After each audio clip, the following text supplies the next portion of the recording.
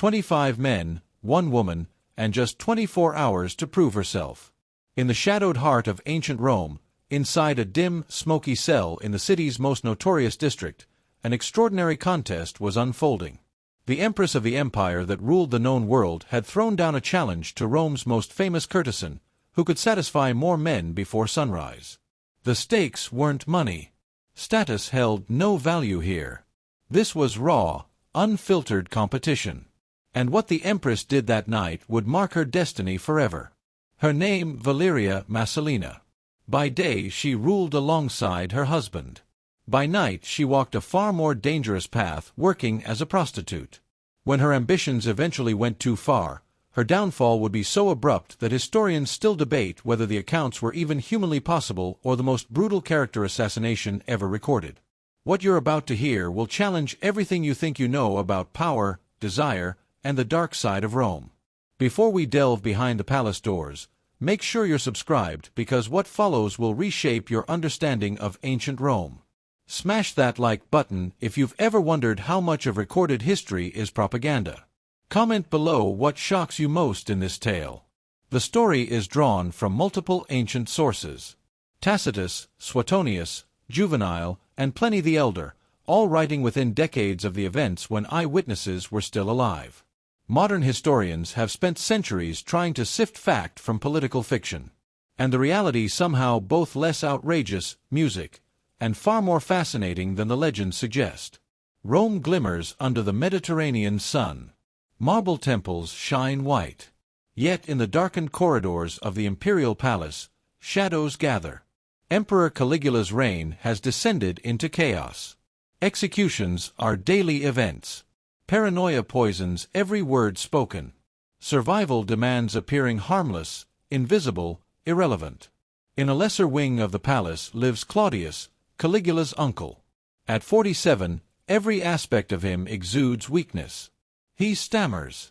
He drags a leg. Saliva sometimes escapes his lips mid-sentence.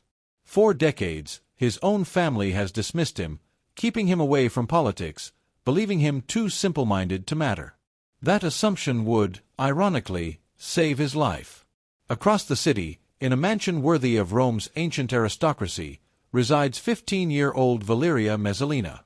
Descended from Augusta's sister, her lineage is as prestigious as Rome gets. Ancient accounts describe her strikingly dark hair, pale skin, perfect Roman features. Yet, it is not just her beauty that captivates, its intensity. Her gaze feels piercing, as if she's weighing and judging everyone she meets. Ambitious and clever, her future is about to be decided without her consent. Among Rome's elite, marriages are political instruments, not matters of love. When Caligula arranges Messalina's marriage to Claudius, no one expects much. Claudius would never rule. This union merely keeps her close to power, ensures imperial offspring, and solves a minor political dilemma. The girl has no voice. At 15, she is told she will marry a man 3 decades older, unappealing to her, and that is the end of it. The wedding night, married to a drooling, stammering man, must have been traumatic, though Roman culture rarely acknowledged such experiences. Then, just 3 years later, everything changes.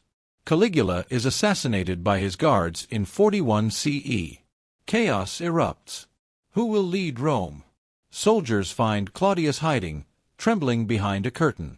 Almost mockingly, they proclaim him emperor. Suddenly, the man everyone dismissed as weak, rules the greatest empire in history. And Valeria Messalina, barely 18, becomes empress. Little did anyone know this teenage empress would become infamous in Roman history.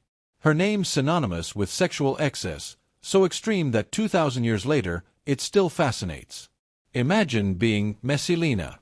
You're 18. Your husband is emperor. Nearly 50. Physically unremarkable and apparently disinterested in passion. You command immense wealth, have thousands of servants, and access to every pleasure Rome can offer. 2 children secure your position. What would you do with absolute power and relentless boredom? According to ancient sources, Messalina began slipping out of the palace at night. She disguised herself with a blonde wig, wore ordinary clothes, and roamed the streets with only a trusted attendant. Guards noticed but dared not intervene. She was the empress confronting her risked death. Her destination, the suburb, Rome's infamous red light district, where prostitutes worked in tiny cells for sailors and travelers seeking pleasure. Tacitus and Suetonius report that Messalina herself worked in a brothel under the alias Lisa, meaning shadow. She paid for the room, offering her services to clients oblivious to her imperial identity. The psychology is staggering. This was not forced. This was choice, not financial necessity. She had the empire's wealth. Sometimes she charged, sometimes she did not. The motive, something far darker and more complex than money. If this shocks you, hit that like button because the story of 25 men in one night is coming and it's even more unbelievable. By day, Messalina performed perfectly, attending state functions, receiving dignitaries, managing the palace with efficiency and dignity. No one suspected that hours later she would be in the suburb attending to clients in a prostitute cell. But anonymity alone could not satisfy her. Ancient sources describe increasingly decadent palace parties, orgies, where senators and their wives perform sexual acts on command, sometimes coerced under her supervision. To refuse such an invitation was to risk disgrace or worse. Guests arrived nervous, leaving the gathering bound to Messalina by shared guilt and unspoken shame. The guest list read like a roll call of Rome's power, music, elite. Senators angling for favor, generals seeking promotions, merchants chasing lucrative contracts. Once someone attended one of Messalina's parties, she held sway over them, opposing her risked exposure of their own secret indulgences. It was political manipulation through hedonism and astonishingly effective. Claudius seemed either unaware or deliberately indifferent. His freedmen advisors, former slaves elevated to positions of extraordinary influence, watched Messalina carefully, documenting her every move, waiting for the perfect moment. Narcissus and Pallas, the empire's most powerful men after Claudius, understood that Messalina's influence threatened Rome's stability. But acting against an empress required impeccable timing and undeniable proof. Around them, the forces of disaster quietly aligned.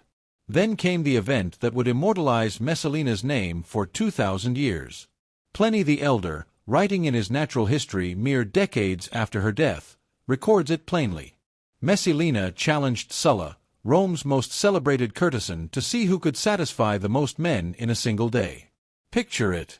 2 women, one the empress in disguise, the other a professional sex worker engaged in what might be history's most bizarre contest. Sources vary on the exact numbers. Some claim 25 men, others suggest higher. Yet all agree on one point. Messalina won, continuing long after Sulla admitted defeat. The physical logistics are almost impossible to comprehend. 25 men in 24 hours equals a new partner roughly every hour with no breaks for food, rest, or recovery. From a modern medical standpoint, such exertion would be devastating. Did it happen exactly as described? Historians remain skeptical. But the story appears across independent sources, suggesting Romans believed their empress had done something extraordinarily scandalous, publicly competing with prostitutes in sexual excess. What drives such behavior? Modern psychology might point to hypersexuality disorder. Intrusive compulsive sexual thoughts escalating despite consequences. Normal satisfaction unattainable. Behavior spiraling out of control. Ancient accounts of Messalina fit this pattern perfectly. Insatiable, escalating, uncontrollable. Roman medicine, of course, had no understanding of psychological conditions, attributing excessive female desire to hysteria supposedly caused by a womb wandering through the body. Remedies were limited to herbs or diet, entirely missing the underlying issue. Messalina was trapped in cycles of behavior she may not have fully understood or controlled in a society that offered neither treatment nor empathy. Back at the palace, her actions became impossible to conceal. Rumors spread across the streets of Rome. Ordinary citizens gossiped about sightings in the suburb. Senators whispered about her parties. The scandal grew, yet Claudius remained isolated, seemingly oblivious. Narcissus and Pallas watched, biding their time. Messalina had antagonized countless enemies through executions, ruined rivals, and public humiliations. Each waited for their chance to strike. Then in 48 CE, she made a decision that would seal her fate. Messalina fell in love not with her emperor husband, not with the anonymous clients of her nocturnal escapades, but with Gaius Silius, said to be the most handsome man in Rome. Senator, wealthy, charming, politically ambitious. Their affair was known. Yet what happened next defies reason. While Claudius was away at the port of Ostia overseeing grain shipments, Messalina married Silas publicly. A full Roman wedding, witnesses, contracts, bridal attire, religious rites, and hundreds of guests. Tacitus recounts the celebration in her gardens with senators and aristocrats present, music playing, feasting underway, her motivation. Ancient sources suggest two possibilities. Either years of unchecked behavior had disconnected her from reality, or she attempted a coup, intending to replace Claudius with Silius as emperor. Either scenario requires understanding that Messalina's judgment had become dangerously impaired. Imagine being a guest at this wedding. Attend and you witness an act of possible treason, refuge, and risk angering the empress, whose reputation for vengeance was legendary. Many attended, either hoping the coup would succeed or too terrified to decline. The ceremony continued. Music, wine, ritualized proceedings, theatrical displays of intimacy. Some sources claim the marriage was consummated publicly or staged to appear so. This was not subtle political maneuvering. It was audacious, bordering on madness. Reports eventually reached Claudius in Ostia. His freed men presented evidence that seemed impossible. His wife had wed another man in a ceremony attended by half the Senate. Claudius refused to believe it at first, requiring multiple witnesses and signed documents before reality sank in. Narcissus recognized the moment. Messalina had given them irrefutable grounds to act. A counter-coup was set in motion. Narcissus seized control of the Taurian Guard, marching toward Rome. Meanwhile, Messalina continued celebrating, unaware or indifferent to the looming disaster. Her revelry ended abruptly when messengers brought word. Claudius was returning, fully aware of her actions. Sobered instantly, she grasped the consequences. Execution awaited her, Silius, and all connected to the wedding. In desperation, she attempted one final manipulation. Gathering her children, Britannicus and Octavia, she sought to meet Claudius, hoping their presence would soften his wrath. But Narcissus intercepted her, warning that her beauty and tears would undo Claudius's resolve. He physically prevented the encounter. Silius faced execution first. No resistance, no pleas, only a request for a swift death, which he received the same day. Guests from the wedding were hunted down, some executed outright, others forced to commit suicide to avoid imperial retribution. The purge swept through Rome's elite, erasing anyone connected to Messalina's audacious final act. Messalina retreated to the gardens of Lucullus, an estate she had seized years earlier through political maneuvering, accusations, and executions. Ironically, the estate she had claimed would become her final prison. With her was her mother, Lepida, largely absent for most of Messalina's life, now present at the end. Ancient accounts described the young empress's mental state as volatile, swinging between rage and despair, panic and an almost eerie calm. She attempted to write a plea to Claudius, but could not find the words. She considered ending her own life, but courage failed her. Fear held her even as death approached. How does one process the fall from absolute power to condemned prisoner in a single day? After 7 years of shaping Rome to her will, she now sat in a garden with nowhere to hide. Narcissus would not leave her fate to Claudius. He knew the emperor might be swayed by her tears, might grant her mercy if he saw her weeping and her children. So he dispatched a tribune and a centurion with strict instructions: kill her immediately. They found Messalina with her mother, a dagger trembling in her hand. The tribune hesitated, offering her the chance to end her own life and preserve some dignity. She could not, even facing certain death. Courage deserted her. Lepida urged her daughter to act, to take her life rather than be executed like any ordinary criminal. Messalina froze, caught between pride and terror. Finally, the tribune's patience ran out. He stepped forward and delivered the fatal blow. Messalina died at 22 in the garden she had seized years earlier, felled by the same imperial machinery she once controlled. Lepida remained, performing one final act of maternal love, arranging her daughter's body, closing her eyes, restoring what little dignity death allowed. After that, she vanished from history. Claudius was dining when news arrived. According to Suetonius, he showed no emotion, neither grief nor satisfaction. He continued his meal, called for more wine as if nothing remarkable had occurred. 2,000 years later, historians still debate what truly happened. Ancient sources are deeply biased. Tacitus, writing 50 years later, was a moralist who cast Messalina as a cautionary tale of female depravity and imperial corruption. Juvenal was a sadist, exaggerating for effect rather than accuracy. Suetonius thrived on scandal, indifferent to verification. Plenty repeated tales he had heard not witnessed. Modern historians have tried to separate propaganda from fact. The consensus suggests Messalina did engage in scandalous sexual behavior. The general pattern of excess is likely accurate. It led directly to her execution. But specific details. The brothel, the 25 men contest, the exact nature of palace orgies may have been exaggerated or entirely invented. Why the exaggeration? After her death, Claudius married Agrena the Younger, Nero's mother, who sought to control historical narratives, portraying Messalina as monstrous, made Agrena appear virtuous. By contrast, most surviving accounts were written during or after Nero's reign. When Agrena's faction dictated what was recorded or buried, feminist historians have asked why Messalina's sexual behavior became legendary while male emperors committed comparable or worse acts with little censure. Caligula allegedly engaged in incest and rape. Nero forced senators to witness sexual assaults on their wives. Tiberius reportedly maintained villas for molesting children. Yet Messalina's reputation for sexual depravity surpasses all of them. Why?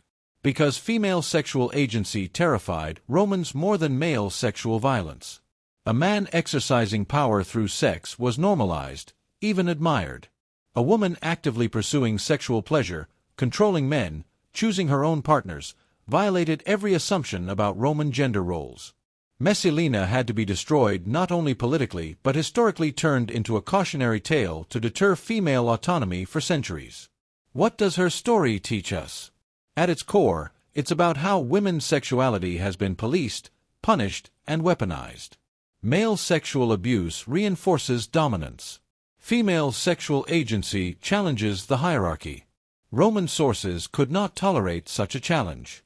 They created a monster whose story would echo for millennia. But consider this. How much of history reflects truth versus the narrative of those in power? Messalina left no writings of her own. We have no record of her perspective, her intentions, or understanding of her actions. Only accounts by her enemies survive after her death and with no chance of defense. Think about what she truly had. An arranged marriage at 15 to a man she found repulsive nominal power despite the title of empress, and a society that left women almost no outlets for ambition, intellect, or sexual desire. If she did act with sexual excess, it might have been the only way to assert control over her body, her choices, and her life. Her children suffered the consequences. Britannicus would be poisoned by Nero. Octavia was forced into a miserable marriage with him and later executed. Both were forever marked by association with Rome's most infamous empress. Meanwhile, Narcissus and Pallas amassed wealth and influence, effectively ruling the empire for years. Her fall was a stark lesson. Power was fleeting. One day you could be empress, hosting grand events, believing yourself untouchable. The next you were dead. No trial, no defense, just the unstoppable machinery of imperial authority. So a girl married at 15 produced 7 years of scandal, a public bigamous wedding and execution at 22. Whether she truly slept with 25 men in one night, or whether that detail was invented, remains uncertain. What we do know, her name became synonymous with female sexual excess for 2 millennia. Roman sources turned her into a monster to frighten women into obedience. But the truth is likely more complex, more human, and far more fascinating than the legends suggest. If this story left you questioning what you thought you knew about history, subscribe. We uncover uncomfortable truths that textbooks leave out. Hit the bell because next we'll examine Agrena the Younger, the woman who married her uncle, allegedly seduced her son, and rose to power through methods that make Messalina seem almost tame. Tell us in the comments what shocks you most. The 25 men contest, the public wedding to another man, or the uncertainty of fact versus character assassination. Drop your thoughts below. Until next time, remember, history's darkest secrets aren't always what actually happened. Sometimes they are what people wanted you to believe.